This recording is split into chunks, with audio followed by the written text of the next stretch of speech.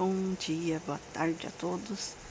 Agora a gente vai ler Neemias e vou tentar ler até o final, senão eu faço a parte 1 e 2. Então vamos orar. Senhor, muito obrigada pelo conhecimento que me dá, por toda a oportunidade que o Senhor me oferece para que eu tenha que me dedicar e buscar sempre um caminho, de preferência que seja um caminho que esteja de acordo com o Senhor, com as suas regras, com os seus mandamentos. Muito obrigada por tudo, Senhor, por todo o conhecimento e toda a minha capacidade. Eu quero me dedicar ao Senhor e a espalhar sua palavra. Amém. Vamos ler Neemias agora.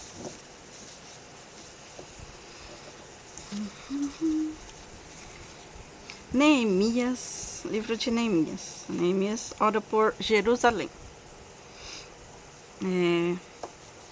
A palavra de Neemias, filho de Hacalias, no mês de Quisleu, no 20º ano, quando eu estava na cidade de Suzã, veio Hanani, um dos meus irmãos, com algum dos homens de Judá. Então lhe perguntei a respeito dos judeus que escaparam e que sobreviveram ao exílio, a respeito de Jerusalém. E eles me responderam: os restantes que sobreviveram ao exílio e se encontram lá na província estão em grande miséria e humilhação. As muralhas de Jerusalém continuam em ruínas e os seus portões foram destruídos pelo fogo. Enquanto ouvi essa palavra, me sentei, chorei e lamentei por alguns dias. Fiquei jurando e orando diante do Senhor dos céus.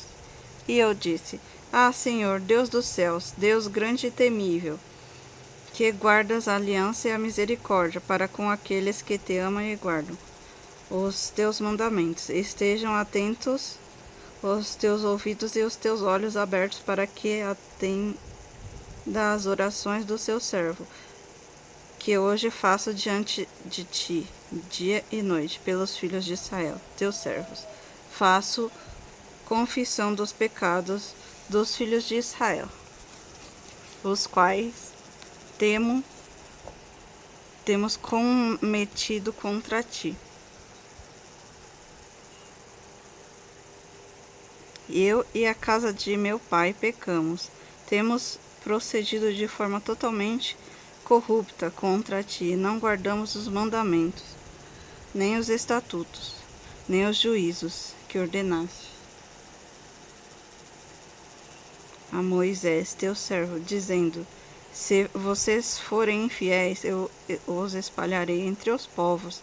Mas se vocês se converterem a mim e guardarem os meus mandamentos e os cumprirem, então, ainda que os seus desterrados estejam nos lugares mais distantes da terra, de lá os ajuntarei e os trarei para o lugar que escolhi para fazer habitar meu nome. Estes ainda são teus servos e teu povo, que resgate com o teu grande poder, com a tua mão poderosa. Ah, Senhor, esteja atentos os teus ouvidos à oração do teu servo e à oração dos teus servos que se agradam de temer o seu nome. Faze com que teu servo seja bem-sucedido, hoje encontre misericórdia diante deste homem. Nesse tempo eu era copeiro do rei. Neemias é mandado a Jerusalém. No mês de Nissan, no 20º ano do reinado de Artaxerxes, uma vez posto o vinho diante dele, eu peguei e ofereci ao rei. Ora, nunca antes eu tinha estado diante dele. Então o rei me disse: por que o seu rosto está triste? Se você não está doente, isso tem de ser tristeza do coração. Então eu fiquei com muito medo e respondi: que o rei viva para sempre. Como não estaria triste o meu rosto se a cidade onde estão sepultados os meus pais está em ruínas e os seus portões foram queimados? O rei disse: O que você me pede agora? Então orei ao Deus dos céus e disse ao rei: Se for do agrado do rei, e se este servo encontrou favor em sua presença, peço que o rei me envie a Judá, a cidade onde estão os túmulos dos meus pais, para que eu a reconstrua. Então o rei, que tinha a rainha sentada ao seu lado, me perguntou: Quanto vai durar a sua ausência? Quando você voltará? Marquei certo prazo e o rei deu por satisfeito e me deixou ir. Eu ainda disse ao rei: Se for do agrado do rei, que ele me dê cartas para os governadores da região do outro lado do Eufrates, para que me permitam passar e entrar em Judá. E também uma carta para Asaf, guarda das florestas do rei, para que me dê madeira para as vigias dos portões, as vigas dos portões da cidade do templo, para a muralha da cidade e para a casa que eu deverei me alojar. E o rei me deu o que eu pedi, porque a mão bondosa de meu Deus estava sobre mim. Então fui aos governadores da região do outro lado do Eufrates, e entreguei as cartas do rei. Ora, o rei tinha enviado comigo oficiais do exército e cavaleiros. Mas Sambalate, o Honorita, e Tobias, servo amonita, ficaram sabendo disto, e não lhes agradou nem um pouco que alguém estivesse interessado no bem dos filhos de Israel. Neemias anima o povo a reedificar a muralha. Então cheguei a Jerusalém. Depois de esperar 3 dias, me levantei à noite junto com um pouco dos homens que estavam comigo. Não declarei a ninguém o que meu Deus havia posto no meu coração para eu fazer em Jerusalém. Não havia comigo animal algum, a não ser o que eu montava. De noite saí pelo portão do vale em direção à fonte do dragão e ao portão do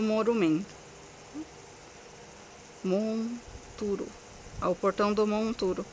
Inspecionei as muralhas de Jerusalém, que estavam em ruínas, cujos portões tinham sido destruídos pelo fogo. Passei ao portão da fonte e ao tanque do rei, mas não havia lugar por onde o animal que eu montava pudesse passar. Subi à noite pelo vale, sempre inspecionando as muralhas. Voltei, entrei pelo portão do vale e fui para casa. Os magistrados não sabiam aonde eu tinha ido, nem o que tinha feito, pois até ali eu não havia declarado coisa alguma, nem aos judeus, nem aos sacerdotes, nem aos nobres, nem aos magistrados, nem aos demais que iriam fazer a obra. Então eu lhes disse: Vocês estão vendo a miséria em que nós estamos? Jerusalém está em ruínas, e os seus portões destruídos pelo fogo. Venham, vamos reconstruir a muralha de Jerusalém para nos livrarmos desta vergonha. Eu lhes declarei como a mão bondosa do meu Deus havia estado sobre mim e também as palavras do rei me havia falado. Então disseram: Vamos nos preparar e começar a reconstrução. Então se prepararam para fazer esta boa obra. Porém, quando Sambalate, o amonita, Tobias, o servo amonita, e um árabe chamado Gersem souberam disso, zombaram de nós e nos desprezaram, dizendo: O que é isso que vocês estão fazendo? Querem se rebelar contra o rei? Então eu respondi: O Deus dos céus é quem fará com que sejamos bem-sucedidos. Nós, seus servos, vamos nos preparar e começar a reconstrução, mas vocês não têm parte, nem direito, nem memorial em Jerusalém. Os que trabalharam na reedificação das muralhas.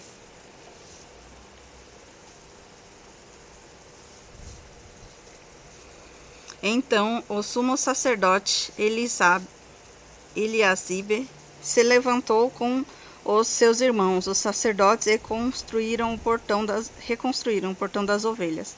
Eles o consagraram, colocaram os portões no seu lugar e continuaram a reconstrução da Torre do Sem, a Torre de Hanael, Ao lado deles trabalharam os homens de Jericó ao lado deles. Zacur, filho de Imri. Os filhos de Hassená reconstruíram o portão dos peixes, colocaram as vigas e os portões nos seus lugares, com os seus ferrolhos e trancas.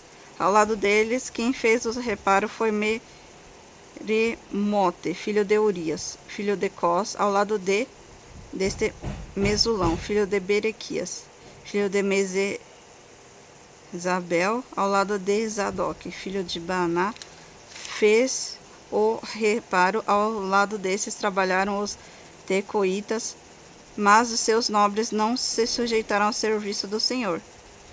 Joiada, filho de Passeia, o mensulão, filho de Bezodias, prepararam o portão velho, colocaram as vigas e os portões nos seus lugares, com os seus ferrolhos e as trancas. Ao lado deles trabalharam Melatias, Gibeonita, Jadom, Merotonita, homens de Gibeon, de Mispa, que pertenciam ao domínio do governador, além do Eufrates. Ao seu lado, quem fez os reparos foi Uziel, filho de Haraías, um dos ourives. E ao lado dele, Hananias, um dos perfumistas. Eles restauraram Jerusalém até a muralha larga. Ao lado deles trabalhou Refaías, filho de Hur, governador de metade do distrito de Jerusalém. Ao seu lado, Gedaías, filho de Harumafe, fez os reparos em frente da casa. E ao lado, Ratos, filho de Hazabeias, fez os reparos. Malquias, filho de Harim, Hassube, filho de Pate Moabe, repararam o trecho seguinte, a Torre dos Fornos. Ao lado dele, quem fez os reparos foi Salum, filho de Haloé, governador da outra metade do distrito de Jerusalém, ele e suas filhas. Hanum e os moradores de Zanoa repararam o portão do vale. Eles o reconstruíram, colocaram os portões no seu lugar, com os seus ferrolhos e trancas. Ainda consertaram 500 metros da muralha até o portão do Monturo. O portão do Monturo foi reparado por Malquias, filho de Recabe, governador do distrito de Bet-Haquerem. Ele o reconstruiu, colocou portões em seu lugar, como seus ferrolhos e as trancas. O portão da fonte foi reparado por Salum, filho de Col-Rosé, governador do distrito de Mispa. Ele reconstruiu, fez uma cobertura, colocou os portões no seu lugar, com ferrolhos e trancas. Também reconstruiu a muralha do tanque de Selá, junto ao jardim do rei, até os degraus que desceram à cidade de Davi. Ao lado dele, quem fez os reparos foi Neemias, filho de Asbuque, governador de metade do distrito de Bet-Zur. Também em frente ao túmulo de Davi, até o tanque e até a casa dos heróis. Depois dele, os levitas, Reum, filho de Bani, e ao seu lado Rasbias, governador de metade do distrito de Quelia, fizeram reparos. São difíceis sim, senhor Retran. Obrigada por assistir. Para quem não viu, ele perguntou se os nomes são difíceis e chatinhos de falar. Ah, mas é o que está escrito, né? Então eu falo mais porque tá aqui, né? Aí eu tento ler. Eu não sei muito bem a pronúncia, mas eu falo que eu acho que é meio abrasileirado assim, né? Mas a pronúncia geralmente é hebraico. Hebraico, que é a primeira Bíblia que foi escrita, depois ela foi traduzida para o grego. Por isso que muitos teólogos sabem hebraico, sabem a tradução do grego, e aí do grego foi traduzido para nossos idiomas, inglês, português, o original geralmente é isso. Por isso que tem muitos erros de tradução, às vezes, né? Essa tradução é a da Sociedade Bíblica do Brasil, né? Então, deixa eu ver. Nova Almeida Atualizada é o nome da tradução. Então, ela é a mais fácil que me falaram, que é a mais fácil de entender. E tem várias outras traduções, né? Cada um com a sua. Ela não é uma Bíblia católica, então vai faltar, acho que uns livros aqui, que a gente diz que não é canônico, que acho que fala sobre a infância de Jesus, alguma coisa do tipo, né? Esse Antigo Testamento é a parte judaica, né? Que era a Torá. conhecida como Torá, e esse é o Novo Testamento, o Evangelho, de acordo com os evangélicos. Continuando. Depois deles, os levitas, Reum, filho de Bani, e ao seu lado Razabias, governador de metade do distrito de Keila, fizeram separos. Depois dele, os separos foram feitos pelos seus irmãos. Bave, filho de Renadad, governador de metade do distrito de Quênia. Ao seu lado, Ezer, filho de Jeshua, governador de Mispa. Reparou outro trecho em frente à subida da casa das armas da esquina da muralha. Depois dele, Baruque, filho de Zambai, reparou com muito cuidado outros trechos, desde a esquina da muralha até a porta da casa de Eliasibe.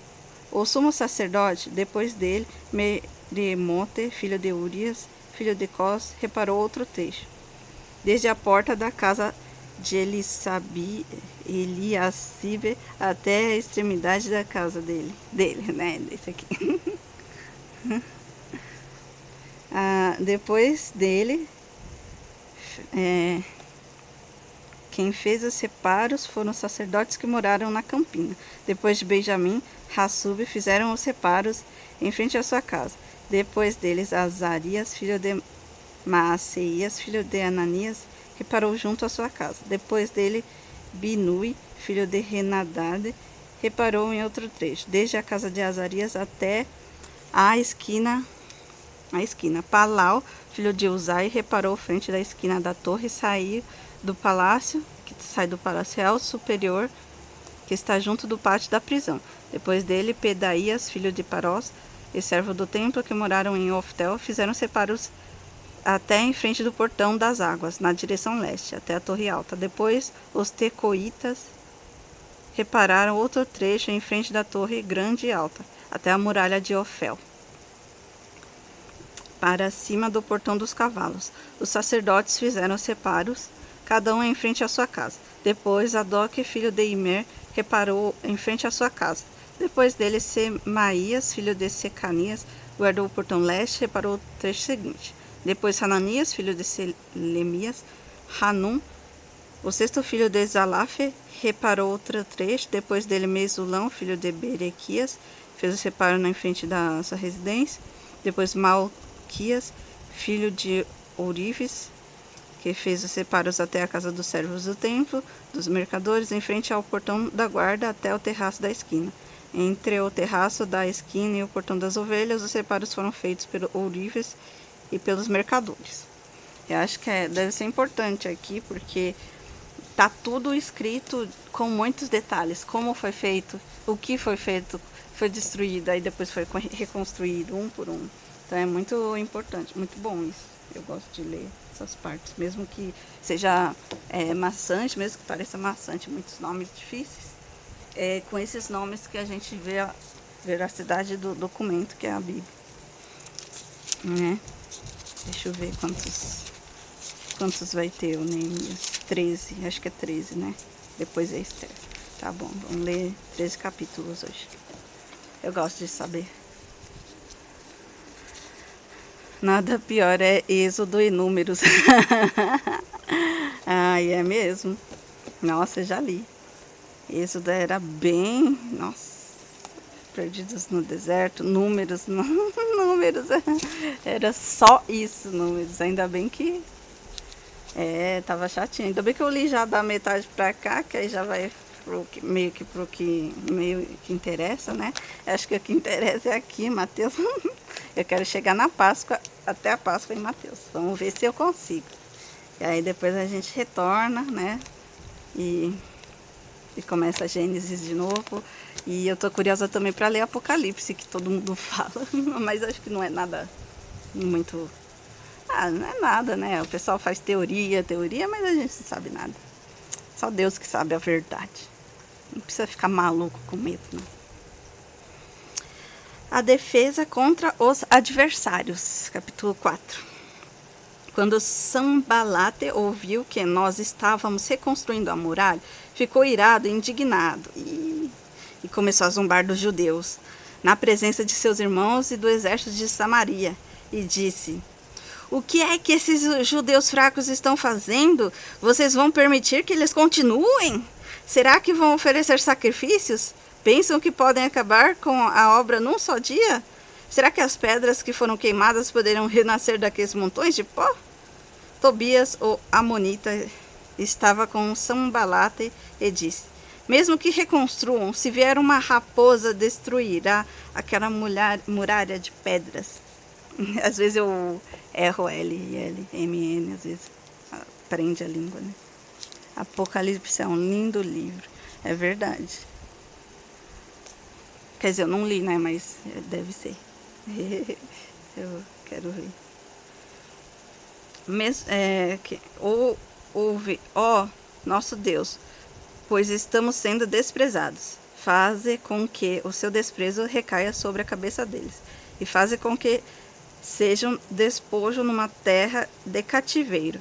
Não encubra sua iniquidade, e que o pecado deles não seja apagado diante de ti, pois provocam a ira na presença dos construtores. Assim, reconstruímos a muralha, e toda a muralha foi acabada, até metade da sua altura, porque o povo tinha ânimo para trabalhar. Mas quando Sanbalate, Tobias, os árabes, os amonitas e os asdoditas ouviram que a reparação das muralhas de Jerusalém ia adiante e que já se começava a fechar-se as brechas, ficaram muito irados. Todos se juntavam de comum acordo para virem atacar Jerusalém e criar confusão ali. Porém, nós oramos ao nosso Deus e como proteção pusemos guarda contra eles dia e noite. Nossa, para ver como que é os invejosos. Invejoso sempre, né, fala mal, aí quando você consegue conquistar o que você quer, aí quer destruir. Nossa, sempre assim. Então os que estavam em Judá disseram: os carregadores já não têm mais força e os escombros são muitos. Nós mesmos não seremos capazes de reconstruir a muralha. Os nossos inimigos diziam entre si: eles não ficarão sabendo nem verão nada, até que entremos no meio deles e os matemos. E assim vamos fazer com que a obra pare. Os judeus que habitavam a vizinhança deles nos disseram 10 vezes: de todos os lugares onde moram, eles nos atacarão. Então pus o povo por famílias nos lugares baixos e abertos, por detrás da muralha, com as suas espadas e suas lanças e os seus arcos. Depois de fazer uma inspeção, levantei-me e disse aos nobres, aos magistrados e ao resto do povo: não tenham medo deles. Lembrem-se do Senhor, grande e temível, e lutem pelos seus irmãos, seus filhos, suas filhas, pelas mulheres e pela casa de vocês. Admiro quando, ainda mais aqui nessa rede, onde as pessoas só buscam, na grande maioria, coisas inúteis, uma menina se dispondo em ler esse livro maravilhoso. Obrigada, senhor Retro. É que esses dias, né, eu fiquei muito magoada por causa de um streamer que estava, né, mostrando, dando atenção para uma menina que pagou R$15 para ele, né, e para se aparecer lá, e ela seminua, fazendo cosplay. Eu sei que a gente não pode obrigar as pessoas a nada, mas justo nessa plataforma que falta tanto, e aí era um cara que não ia se expor, mas ele estava expondo outra menina. Nossa, feminismo. Não sei se ele era feminista, esquerdomacho, o que ele era. Não importa o que ele era. Esse negócio de alimentar a pornografia, né? As mulheres seminuas, assim. Já tem um monte aqui na Twitch. Eu quero ser uma mulher honrada e fazer a diferença no mundo. Eu não quero ser desse tipo, assim. Eu não tenho preconceito, mas eu aprendi que eu devo me valorizar primeiro, né? Para ser valorizado. Mesmo que não me valorizem, né? Que nem aqui, querem matar todo mundo. Então, mesmo que me matem e falem: você renegue a Jesus ou te mato, eu posso morrer em paz, porque eu sei que eu creio nele até o fim. E eu vou para um lugar muito bom, né? Para junto dos meus entes queridos que já se foram. Então nada, a gente não precisa temer nada. No Vale da Morte ele sempre está, eu ouvi dizer, né, que ainda que a gente caminha no Vale da Morte, da sombra da morte, ele está com a gente, né? Mal posso esperar para achar essa passagem por aqui. Continuando. Quando os nossos inimigos ouviram que nós já sabíamos e que Deus tinha frustrado o plano deles, voltamos. Viu? Deus sempre frustra o plano do inimigo quando o inimigo tenta contra nós. É só ter fé que é verdade. Senhor retrô. Amém. Que Deus te fortaleça e cuide para que tu venha nunca a perder essa fé. Obrigada. Eu oro sempre para isso. Tomara que as pessoas que estejam assistindo também vejam isso como um exemplo e um bom testemunho. Daquele dia em diante, metade dos meus homens trabalhava na obra e outra metade empunhava lanças, escudos, arcos e couraças. E os chefes estavam por trás de toda a casa de Judá, que reconstruíra a muralha. Os carregadores, que por si mesmo tomavam as cargas, cada um com uma das mãos fazia a obra, com a outra segurava a arma. Os construtores, cada um trazia uma espada na cintura, enquanto construíram. Ixi, tava denso o negócio. Tava difícil. O que tocava a trombeta estava ao meu lado e disse aos nobres, aos magistrados e ao resto do povo: grande e extensa é a obra, e nós estamos espalhados na muralha, longe uns dos outros. No lugar em que ouvirem o som da trombeta, ali se reúnam em volta de nós. O nosso Deus lutará por nós. Assim, trabalhávamos na obra, e metade empunhava as lanças desde o raiar do dia até o anoitecer. Também, neste tempo, eu disse ao povo: cada um de vocês fique em Jerusalém com o seu servo, para que de noite nos sirvam de guarda e de dia trabalhem. Nem eu, nem os meus irmãos, nem os meus servos, nem os homens da guarda que me seguiam tirávamos as nossas roupas, nem mesmo para dormir. Cada um se deitava com as armas à sua direita. Ixi, perigoso o negócio. Medidas contra a exploração. Então se levantou grande clamor do povo de suas mulheres contra os judeus, seus irmãos, porque havia os que diziam: somos muitos, nós, os nossos filhos e as nossas filhas, precisamos conseguir trigo para que possamos comer e continuar vivos. Também houve os que diziam: nós tivemos que hipotecar as nossas terras, as nossas vinhas e as nossas casas para conseguir trigo em meio a esta fome. E houve ainda os que diziam: pegamos dinheiro emprestado, até prata, para pagar o rei o tributo sobre as nossas terras e as nossas vinhas. Nós somos da mesma carne que os nossos compatriotas, e os nossos filhos são tão bons como os deles. No entanto, eis que sujeitamos os nossos filhos e as nossas filhas para serem escravos.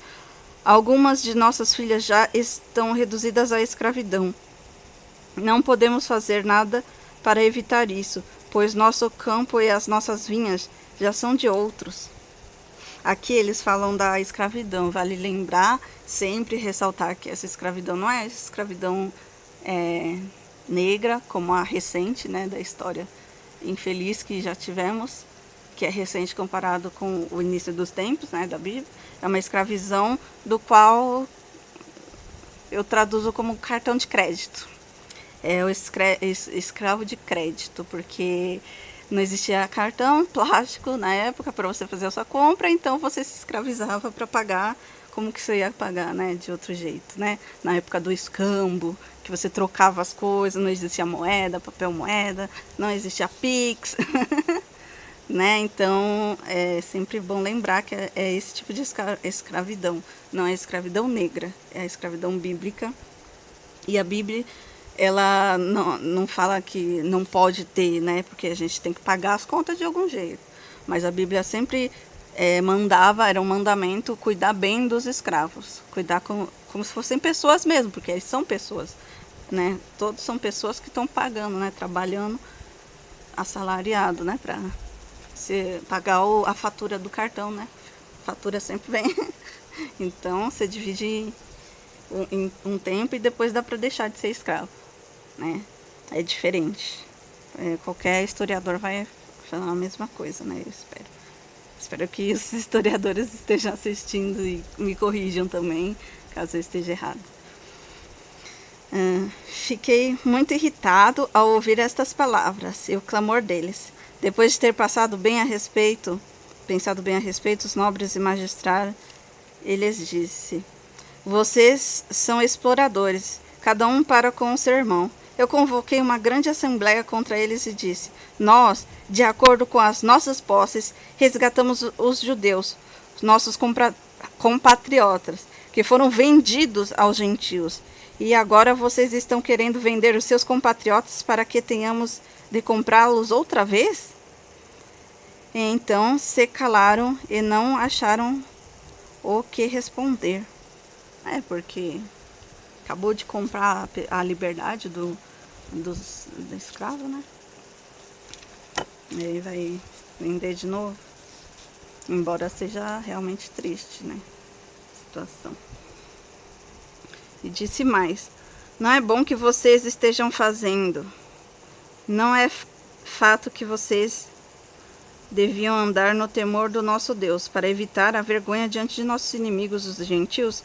Eu também, os meus companheiros e os servos, lhes demos dinheiro emprestado e trigo. Mas, por favor, vamos parar com essa exploração. Peço que hoje, mesmo vocês restituam as suas terras, suas vinhas, os seus oliviais e as suas casas, bem como a porcentagem do dinheiro do trigo, vinho, do azeite, que vocês exigiram deles.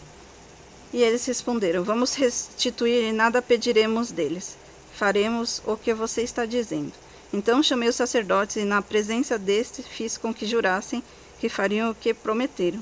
Também sacudi o meu manto e disse: que Deus faça o mesmo, sacudindo para fora de sua casa e de seu trabalho todo aquele que não cumprir esta promessa. Que assim seja sacudido e despojado. E toda a congregação respondeu: amém, e louvaram ao Senhor. E o povo fez segundo a sua promessa. Então eles juraram em nome de Deus. Isso já é como se fosse assinando um documento, né? Tão importante quanto um documento, que é o que? Um pedaço de papel assinado, mas a gente, né, valoriza, né? Protocolado e tudo. Senhor retrô: essa escravidão não é de cor de pele, mas sim de povos, é verdade. E os senhores que humilhassem seus escravos pagavam com a vida na grande maioria das vezes, é verdade. Deus era muito duro quanto a isso, porque o ser humano, ele faz as coisas, né? Não significa que possa, ele faz. Que nem as muitas esposas aqui do Davi, desses caras aqui, Salomão também, tinha um monte de esposa, porque tinha que povoar a terra também, né? Nessa época aqui, no início, tinha que povoar a terra, mas aí começou a monogamia sempre foi bíblico, né? Nunca foi certo ficar com várias esposas. Só aconteceu, mas não é errado, não é um erro da Bíblia, né? Aqui mesmo fala um monte de coisas que erraram e está escrito. E foi errado, né? Erraram contra o Senhor. Isso só me dá mais velocidade, né? E todas essas atrocidades que já aconteceram na Bíblia, não foi Deus querendo fazer o mal. Foi o povo pagando o que eles fizeram, que é descumprir a promessa do Deus que salvou eles, né? E deu a vida. Que a gente pode fazer para... que você imagina que você pode fazer para sua mãe, por exemplo, para seu pai? Seus pais, né? Porque a mãe e o pai que te dão condições para você viver. Imagina Deus que te deu a vida também, né? Nem é tão graças aos pais e às mães, é Deus que dá a vida e Ele tira. Ele dá e tira. Ele tem esse poder. Então, nenhuma mulher que queira, sei lá, abortar, por exemplo, não é dela o corpo, é uma outra vida. Isso também é uma coisa bíblica e que não pode mudar nunca. Independente de como a política mude, mesmo que estejamos nos fins dos tempos, tá escrito aqui, desde o início e até o final, vai ser sempre verdade. Voltando a ler, o bom exemplo de Neemias. Também, desde o dia em que eu fui nomeado governador da terra de Judá, desde o 20º ano até o 32º ano do reinado de Artaxerxes, 12 anos, nem eu nem os meus companheiros comemos o pão que me cabia como governador, mas os primeiros governadores que estavam antes de mim oprimiram o povo e tomaram pão e vinho dele, além de 40 moedas de prata.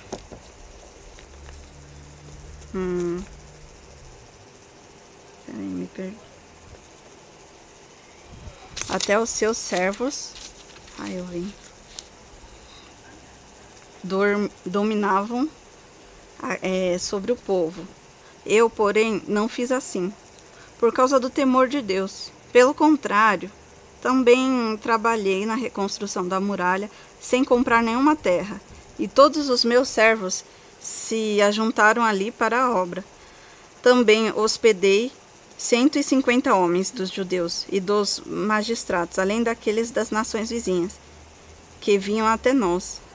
O que se preparava para cada dia era um boi e 6 ovelhas escolhidas. Também à minha custa eram preparadas aves e de 10 em 10 dias. Muito vinho de todos os tipos. Nem por isso exigi pão devido ao governador, porque a servidão deste povo era grande. Lembra-te de mim, para meu bem, ó meu Deus, e de tudo o que fiz por este povo. Bonito. Senhor Retrô disse, se pararmos para analisar, somos todos servos do Senhor, ou seja, somos todos escravos, e mesmo assim temos tanta liberdade, e mesmo sendo desobediente em muitos casos, Ele nos ama e nos cuida, e guarda como um Pai zeloso e misericordioso. É verdade. Verdade. É uma servidão. Nós somos servos dele, mas nós temos liberdade.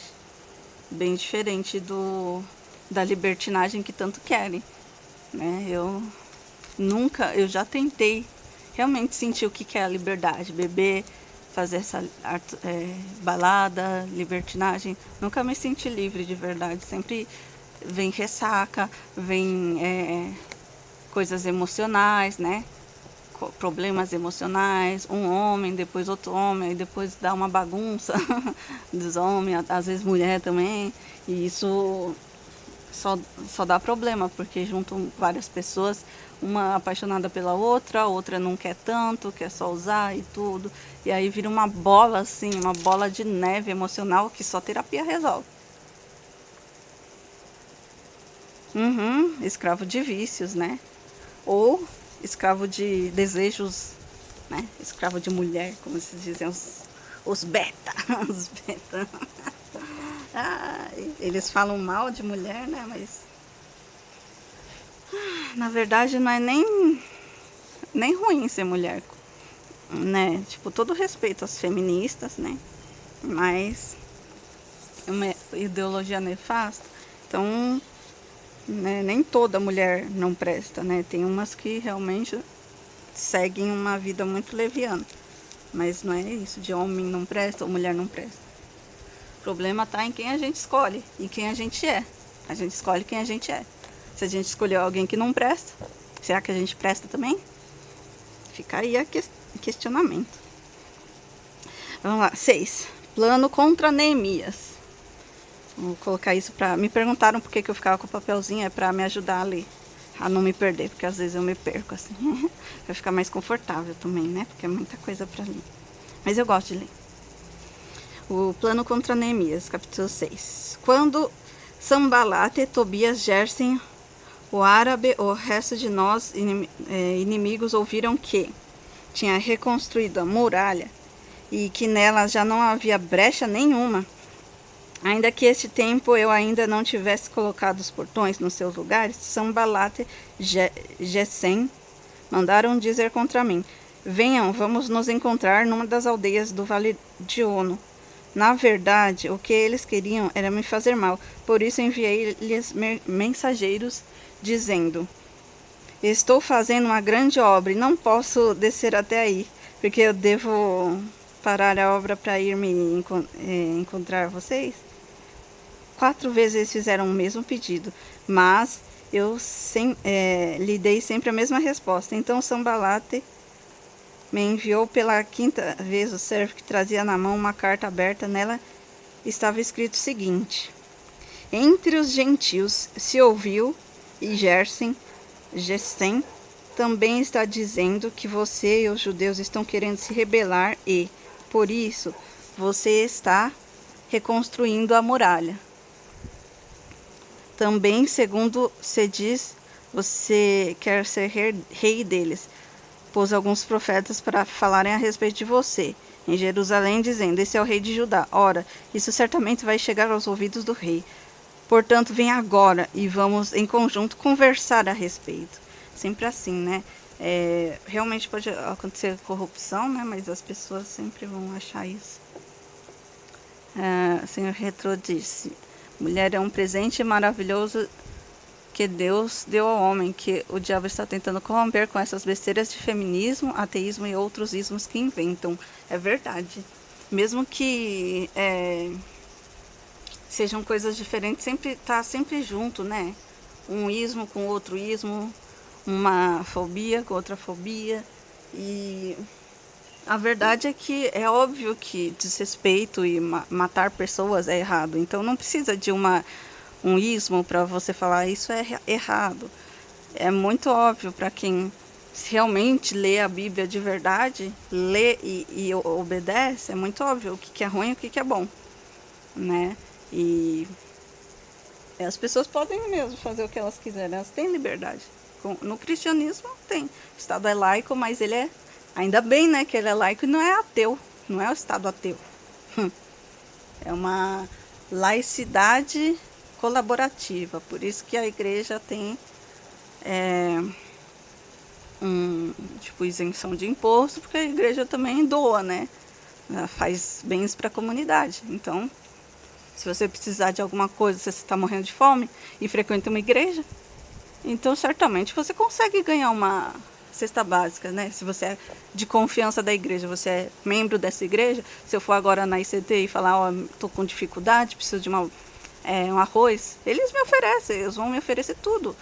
Então, né, uma vez a minha calça, a minha calça rasgou bem no meio, aí a mulher falou, sua calça tá rasgada aí. Aí me deram uma calça nova. Então, qualquer emergência, tá aí. Denominação, eu não sei direito qual que é a diferença, né?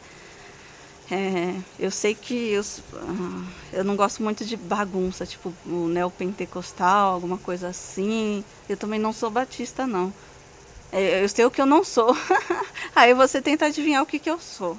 Eu não sou, definitivamente, não sou testemunha de Jeová, não sou adventista, né? Com todo respeito, acho que essas aí são mais seita, né? O que dizem. Se bem que também chamam os evangélicos de seita, né?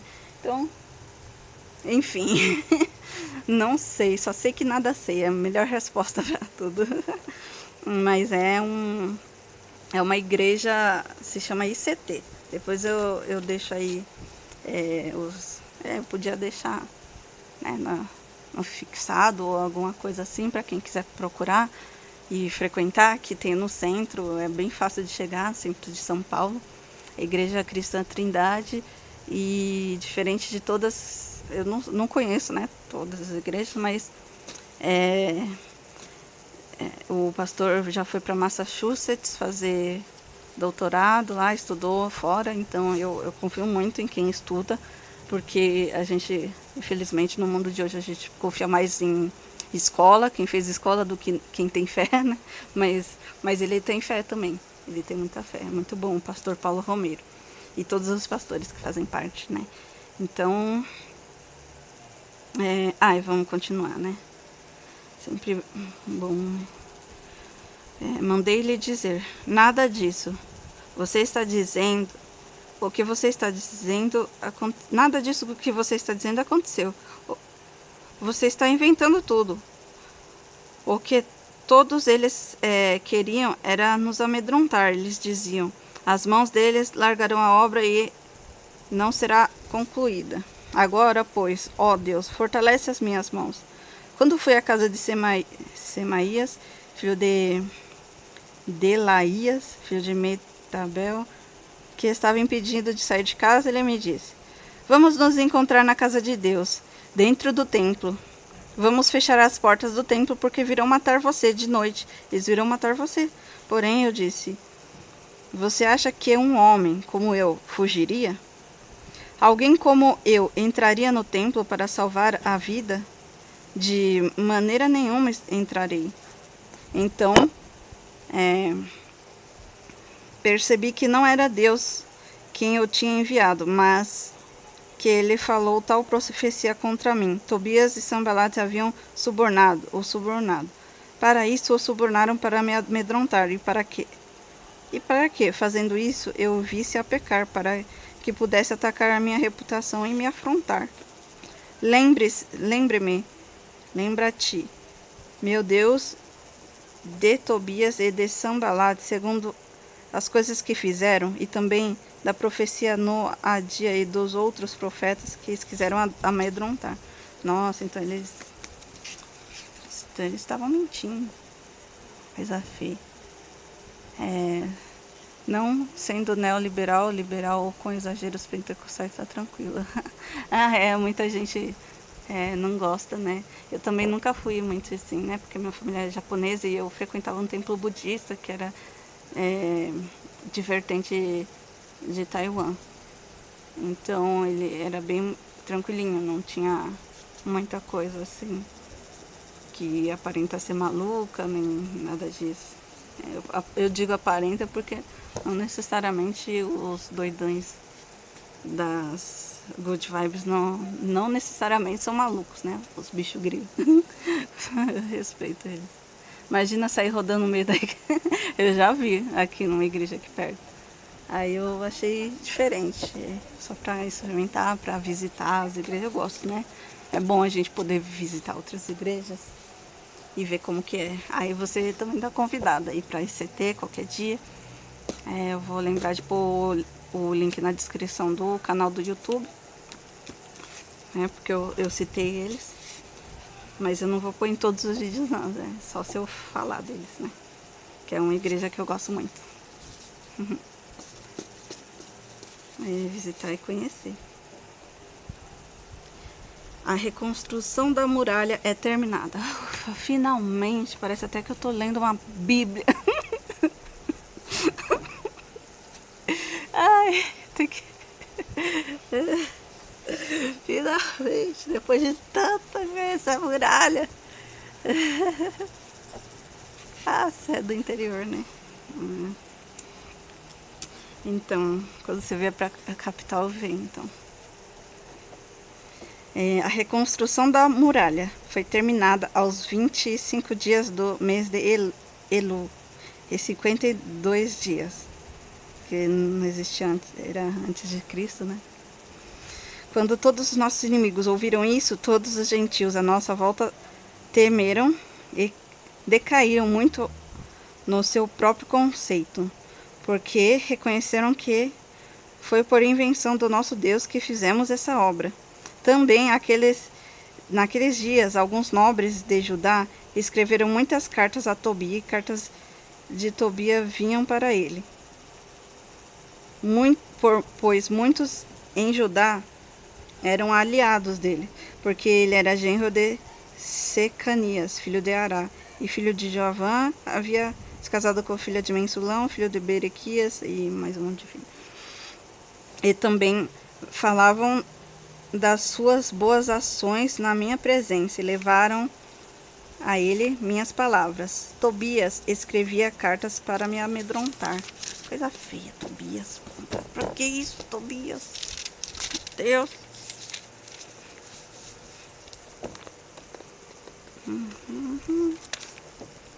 Ai, 7. Neemias estabelece guardas em Jerusalém.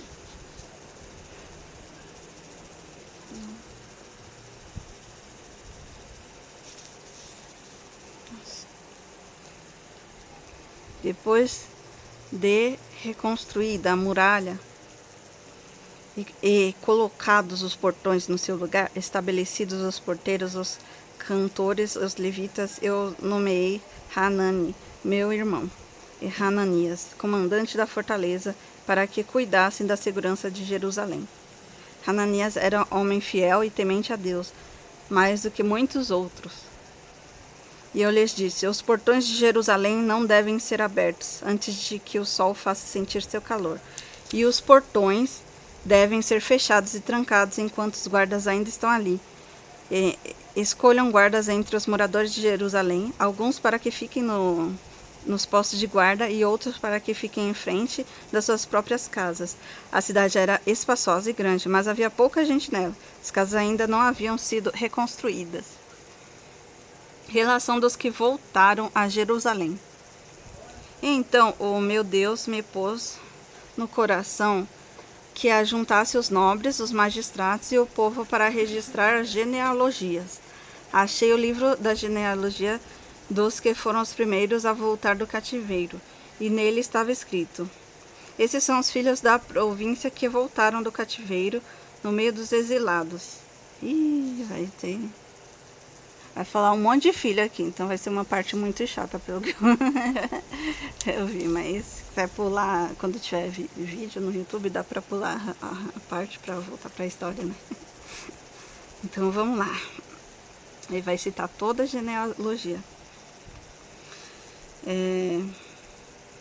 Esses são os filhos da província que voltaram do cativeiro exilados de Nabucodonosor, rei da Babilônia, que tinha levado para lá. Eles voltaram para Jerusalém para ajudar cada qual para a cidade. Vieram com Zorobabel, Jeshua, Neemias, Azarias, Ramias, Naamani, Mordecai, Bislã, Misperete, Bigvai, Neum e Baaná.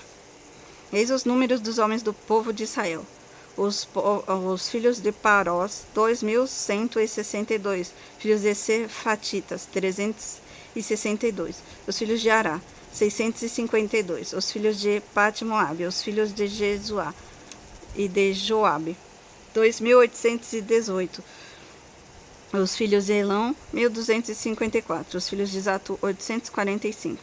Os filhos de Zacai, 760. Os filhos de Binui, 648. Os filhos de Bebai, 628. Os filhos de Asgade, 2.322. Os filhos de Adonissão, 667. Os filhos de Bigvai, 2.067. Os filhos de Adim, 655. Os filhos de Ater, da família de Ezequias, 98. Os filhos de Hassum, 328. Os filhos de Bezai, 224. Os filhos de Harife, 112. Os filhos de Gibeão, 95. Os homens de Belém e Neotofá, 188. Os homens de Ananote, 128. Os homens de Bete Asmavete, 42. Homens de Kiriate Jearim, Sefira, Berote, 743.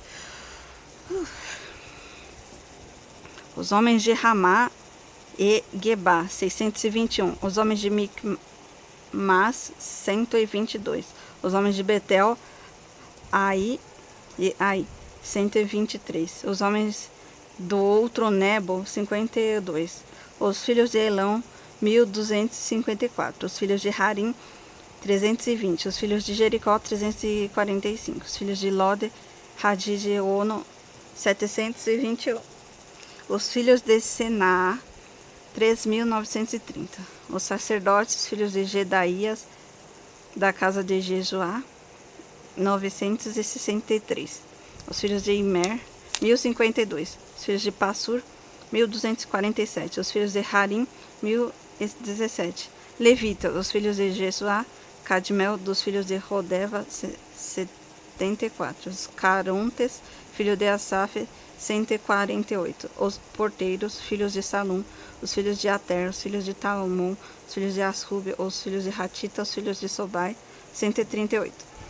Os servidores do templo, os filhos de Zia, os filhos de Hassufá, os filhos de Tabaote, os filhos de Queros, os filhos de Sia, os filhos de Padom, os filhos de Lebana, os filhos de Hagaba, os filhos de Salmai, os filhos de Hanã, os filhos de Gidel, os filhos de Gaar, os filhos de Reaías, os filhos de Rezinha, os filhos de Necoda, os filhos de Gazão, os filhos de Uzá, os filhos de Passeia, os filhos de Besai, os filhos de Meunim, os filhos de Nefuzessim, os filhos de Baquebuque, os filhos de Hakufa, os filhos de Harur, os filhos de Baozite, os filhos de Meida, os filhos de Rastã, os filhos de Barcos, os filhos de Cícera, os filhos de Tamã, os filhos de Nesias, os filhos de Ratifa, os filhos servos de Salomão, os filhos de Sotai, os filhos de Soferete, os filhos de Perida, os filhos de Jaala, os filhos de Darcon, os filhos de Gidel, os filhos de Sefatita, os filhos de Ratil, os filhos de Porquerete, Rezebim, os filhos de Amon, todos os servidores do templo e dos filhos dos servos de Salomão, em 392. Os seguintes voltaram de Tel-Melá, Tel-Harsá, Querube, Adom e Mer, porém não puderam provar as suas famílias e as suas linhagens que eram de Israel. Os filhos de Delaitas, os filhos de Tobias, os filhos de Necoda, 642 sacerdotes. Os filhos de Rabaías, os filhos de Cós, os filhos de Barzilai, que tinham casado com uma das filhas de Barzilai, Gileadita, que foi chamado pelo nome dele. Estes procuram seu registro no livro das genealogias, porém não acharam. Por isso, não foram considerados puros para os sacerdotes. Ó, por que era importante todos esses nomes escritos. O governador lhes disse que não comessem das coisas sagradas, até que se elevasse um sacerdote capaz de decidir a questão por meio de Urim e Tumim. Toda esta congregação junta era de 42.360, além dos seus servos e das suas servas, que eram 7.337. Havia também 245 cantores e cantoras. Os seus cavalos eram 736 e as suas mulas 245. Os camelos eram 435 e os jumentos 6.720. A aguinha. É mesmo, eu precisava de água. Acabou aqui. Depois eu tava deixando ferver, porque eu coloco no filtro e fervo. Aí eu tomo. E aí eu dou para as gatinhas, os gatinhos e todo mundo tomando água fervida. Mesmo colocando no filtro, porque ela vem ela vem da pia, né, da torneira. Se precisar tomar por causa desse calor pela leitura. Depois eu tomo. Tô aguentando. Eu tô gostando da história. Gostando de entender. Feliz de entender as coisas. E aqui é bom que você pega uns nomes para pôr nos seus filhos quando você... Muita gente tem nome bíblico, né? As contribuições para o templo. Alguns dos chefes das famílias contribuíram para a obra. O governador deu para o tesouro 8,4 kg, 50 bacias, 530 vestes sacerdotais e algumas mais dos chefes da família. Deram para o tesouro da obra 168 quilos de ouro, 1.300 quilos de prata. O restante do povo foram 168 quilos de ouro, 1.200 quilos de prata, 67 vestes sacerdotais. Os sacerdotes, os levitas, os porteiros, os cantores, alguns dos povos dos servidores do templo e todo Israel moravam na sua cidade. Capítulo 8. Esdras lê o livro da lei diante do povo. Isso aí acho que é importante. Quando chegou o 7º mês, os filhos de Israel e estavam morando nas suas cidades. Todo o povo se reuniu, como um só homem na praça, diante do portão das águas, e pediram a Esdras, o escriba, que trouxesse o livro da lei de Moisés, e que o Senhor havia ordenado a Israel. Esdras, o sacerdote, trouxe a lei diante da congregação, composta por homens, mulheres e todos os que eram capazes de entender o que ouviam. Era o primeiro dia do 7º mês. Esdras leu o livro em voz alta, diante da praça, que fica em frente ao portão das águas. Praça que fica desde o amanhecer até o meio-dia, na presença dos homens, das mulheres e de todos que podiam entender. E todo o povo tinha os ouvidos atentos ao livro da lei. Esdras, o escriba, estava num púlpito de madeira que fizeram para ele, para aquele fim. Estavam em pé ao lado dele, à sua direita, Matitas, Semaanaías, Urias, Hilquias, Maaseias, e sua esquerda estavam Pedaías, Misel, Malquias, Hassum, Rasbanada, Zacarias, Rasbadana, Mesulão, e Esdras abriu o livro de todos o povo, porque se encontrava num lugar mais elevado do que todo o povo. E abriu o livro. Todo o povo se pôs em pé. Esdras louvou o Senhor, o grande Deus, e todo o povo, levantando as mãos, respondeu: Amém, Amém. Toda a multidão. Nossa, tá dando 1 hora já. Será que vai dar pra... Será que é melhor deixar pra amanhã esse aqui? Essa parte. Né? Já tá dando bastante tempo de leitura. Acho que eu vou só ler esse 8 aqui. Aí amanhã começo 9 até o 13. Pra dividir em 2, né? Porque 1 hora já é bastante de vídeo. Tá bom? Ai. Inclinaram-se e adoraram o Senhor com o rosto em terra. E Jeshua, Bani, Serebias, Jasmin, Acube, Sabetai, Rodidas, Maaseias, Quelita, Azarias, Josaban, Hanan, Pelaitas e os levitas ensinaram a lei ao povo. E o povo permaneceu no seu lugar. Eles iam lendo o livro da lei de Deus claramente, dando explicações de maneira que o povo entendesse o que lia. Neemias, que era o governador, e Esdras, sacerdote e escriba, e os levitas ensinaram o povo e disseram a todos: Este dia é consagrado ao Senhor, nosso Deus, e por isso vocês não devem prantear nem chorar, porque todo o povo chorava ouvindo as palavras da lei. E então lhes disse: Vão para casa, comam, bebam o que tiverem de melhor, e mandem porções aos que não têm nada preparado para si, porque esse dia é consagrado ao nosso Senhor. Portanto, não fiquem tristes, porque a alegria do Senhor é a força de vocês. E os levitas tranquilizavam todo o povo, dizendo: Acalmem-se, porque este dia é santo, não fiquem tristes. Então todo o povo que se foi para comer e beber, mandaram porções aos que nada tinham, a fazer uma grande festa, porque tinham entendido as palavras que lhes foram explicadas. A festa dos tabernáculos. No dia seguinte, os chefes das famílias de todo o povo, os sacerdotes e os levitas, se reuniram com Esdras, o sacerdote, para estudarem as palavras da lei. Acharam escrito na lei que o Senhor havia ordenado por meio de Moisés que os filhos de Israel deveriam morar em cabanas durante as festas no 7º mês.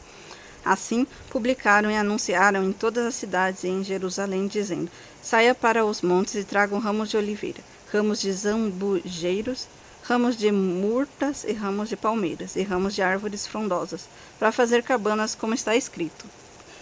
O povo saiu e trouxeram ramos e fizeram para si cabanas, cada um no seu terraço, e nos seus pátios, nos átrios da casa de Deus, na praça do Portão das Águas e na praça do Portão de Efraim.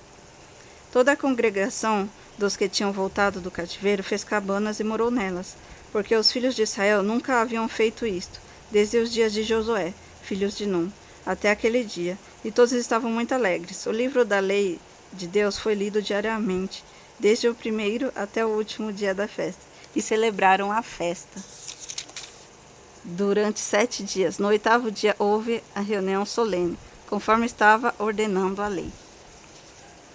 Aí eu acho que eu vou ler só mais um 9.